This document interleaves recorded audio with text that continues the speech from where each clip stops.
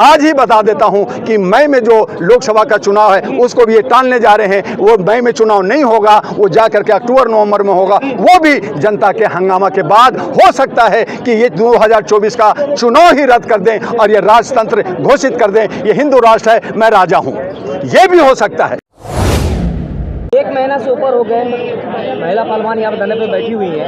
अब तो बृजभूषण सिंह जो है कह रहे हैं कि पॉक्सो एक्ट का मिसयूज़ किया जा रहा है। अब 5 तारीख को जो ये उनका शक्ति प्रदर्शन होगा जिसमें वो गवर्नमेंट को मजबूर करेंगे कि इस पर कुछ संशोधन किया जाए। जब आप जर्नलिस्टों से मैं ये कहना चाहूँगा कि जब अगर उनकी ये सोच है तो आज वो इंडिया से बाहर क्यों गए हुए हैं। आपको मालूम होना चाहिए कि बृजभूषण इंडिया से बाहर हैं इस वक्त, और वहाँ निगोशिएट हो रहा है कि किस तरह से सत्ता पक्ष उन्हें बचाए और वो कितना फंड सत्ता पक्ष को देंगे। ये सारे नेगोशिएशन हो रहा है। पॉस्को में बचना बहुत मुश्किल है। जितना देर कर रहे हैं वो नासूर बनता जा रहा है। ये हमारे खिलाड़ी, हमारी जो है, ये हरियाणा का इशू नहीं रहा, ये राष्ट्रीय अंतर्राष्ट्रीय इशू हो गया है। इस पे आज ऑस्ट्रेलिया, जापान और जहाँ जहाँ भी हमारे प्रधानमंत्री जा रहे हैं वहाँ पे उनको बेइज्जती झेलना पड़ रहा है। लोग जो है, जो हमारे स्ट्रीम मीडिया है वो दिखा रहे कि नहीं हमारे मोदी जी का बहुत इज्जत हो रहा है, वहाँ पे हर जगह उनको बेइज्जती झेलना पड़ रहा है। आपको मालूम होना चाहिए कि ऑस्ट्रेलिया में जहाँ उनका स्वागत हुआ वहाँ पे 5 यूनिवर्सिटी का बच्चों का एडमिशन के लिए उन्होंने रोक लगा दिया है। वो बच्चे अब वहाँ पे एडमिशन नहीं होगा क्योंकि भाई आपके यहाँ तो बहुत गलत परिपाटी चल रही है। तो इसका जवाब कौन देगा। मेन स्ट्रीम मीडिया तो दिखा रही है कि मोदी जी का जो विदेश में काफ़ी भव्य तरीके से स्वागत हुआ है, पैर छुए जा रहे हैं। वहीं जापान में उनको सभी जितने भी वीआईपी थे उन्होंने इग्नोर किया, उनसे नहीं मिले। और वो जिनका जो जिनको दाना नहीं है, छोटे से कंट्री में जा करके वो अगर आपका पाँव छू लिया तो हमारे पास भी आएंगे तो मैं भी छू लूँगा। मैं भी तो भाजपा विरोधी, मोदी जी का विरोधी हूँ, लेकिन देश का प्रधानमंत्री अगर आता है तो मुझे भी पाँव छूना पड़ेगा। तो इसका मतलब ये नहीं हुआ कि आपका सम्मान मिला है। वहाँ पे जो उनकी बेइज्जती हुई है, देश का जो सम्मान और जो हमारा सर नीचा हुआ है वो शर्म की बात है। और मैं आपको बता दूं 28 मई को बिस्टा महल का उद्घाटन होने जा रहा है। कोई पार्लियामेंट का उद्घाटन नहीं होने जा रहा, महल का उद्घाटन होने जा रहा है। उसमें राजा अभिषेक होगा और वहाँ पे संगोल छड़ी, जहाँ पे मुकुट पहनाया जाएगा, गौन पहनाए जाएंगे और हाथ में राजा की छड़ी, जिसका हिंदी माने होता है राजदंड। राजदंड यानी कि अगर कोई गलत करे, अगर कोई आवाज उठाए जनता, तो उस छड़ी से आप उसको जो है ये करो। संगोल के मतलब होता राजदंड, जहाँ पे हमारा धर्म सत्यमेव जयते, जहाँ हमारा अशोक का स्तंभ, हमारा जहाँ गांधी जिसको विश्व पिता कहा गया, आप उसको खत्म कर करके सावरकर का और नाथूराम गोडसे का के दिन में आप जो है वहाँ पे उद्घाटन कर रहे हैं। आप साबित क्या करना चाहते हैं। आप ही लोगों ने प्रधानमंत्री चुन के भेजा है। देश का प्रधानमंत्री जनता ने नहीं चुना है, उनको उन पे 302 का धारा लगा हुआ है। 302 जनप्रतिनिधि ने चुना है और वो 302 का जन समझते हैं। 302 जनप्रतिनिधि ने अंधभक्ति में उनको दे रखा है, वो मुजरिम है। मैं बार बार कहा है आप लोगों से कि मैं मोदी जी को कभी बुरा नहीं कहा, मैं आज भी मोदी जी को जय हो कह रहा हूं। लेकिन ये जो 302 जनप्रतिनिधि हैं जो अंधभक्त हैं, जो वो जो भत्ता और सैलरी और सारी ऐसो आराम कर रहे हैं मेंबर ऑफ पार्लियामेंट, वो सारे के सारे 302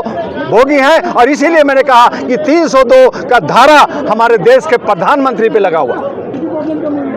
तो जनता ने तो चुन के भेजा है, गए तो जनता ने चुना था जनप्रतिनिधि को कि अच्छे प्रतिनिधि चुन करके देश का प्रधानमंत्री बनाओ। इसलिए मेरी मांग है कि प्रधानमंत्री, उप प्रधानमंत्री और चीफ मिनिस्टर का चुनाव डायरेक्ट जनता के हाथों से होना चाहिए। जनता उसका ये देखे। आज जो वो चुनते हैं और वो आपस में बिट करते हैं, विदेशों में जाके मीटिंग करते हैं, और वो हमारे जितने भी अथॉरिटी हैं, चाहे वो इलेक्शन कमीशन हो, चाहे न्यायविद हो, कोर्ट हो, चाहे हमारा जो है कार्यपालिका हो, चाहे IAS IPS की हो, वो सभी को, पुलिस को, सिक्योरिटी को मुट्ठी में रख करके, पॉकेट में रख करके, और वो बात करते हैं जनता के हित में। अगर सोचते तो आज जो 1 महीना से ज़्यादा हो गया है, हमारे अंतर्राष्ट्रीय खिलाड़ी, हमारी महिलाओं की जो मान सम्मान है, उसके लिए वो आंखें बंद करके क्यों बैठे हैं, वो चुप क्यों बैठे हैं। अगर जनता का प्रधानमंत्री है तो उनको यहाँ पे आना चाहिए था। उन्होंने कहा था कि मैं भारत का प्रधान सेवक हूँ, मैं जो है चौकीदार हूँ, मैं खाली झोला लेके आया हूँ तो उनको आना चाहिए था, लेकिन क्यों नहीं आ रहे हैं? देश विदेश क्यों घूम रहे हैं? यानी हम यहाँ पे गर्मी में मरे,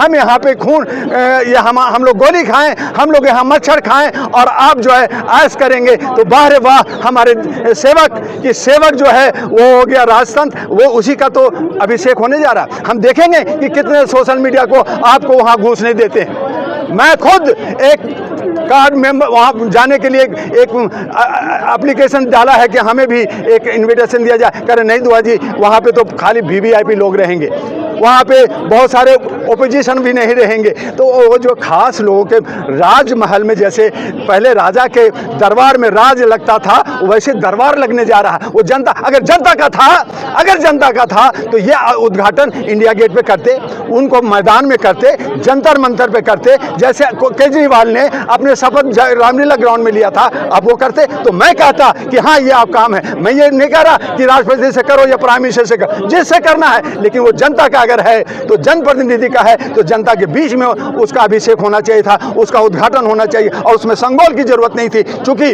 हमारा जो है राजा अशोक जो अखंड भारत का राज किया, उसको आप खत्म करने की कोशिश कर रहे हो। सत्यमेव जयते को खत्म करना चाह रहे हो, आप जो है बुद्धिज्म को खत्म करना चाहते हो, और आप सावरकर और गोडसे को आप ऊपर ला करके और गांधी का नाम निशान खत्म करना चाहते हो सकता है कुछ दिन के बाद हमारी जो मुद्रा है, जो नोट है, जो सिक्का है, उस पर भी जो है हमारे आदरणीय सम्माननीय हिज एक्सीलेंस में कहूं कि मोदी जी का फोटो ना आ जाए, गांधी जी का फोटो हट जाए। तो ये भी संभव है कि ये जल्दी होने वाला है। बीते 23 मार्च को जो महिला का जो कैंडल मार्च था, इंडिया गेट पे सत्यपाल मलिक पहुंचे, तो क्या लगता है? इंडिया गेट पे मैं भी था, सत्यपाल मलिक जी भी थे, बहुत सारे लीडर्स आए थे और बहुत सारे समाज सेवक भी आए थे, लेकिन हुआ क्या?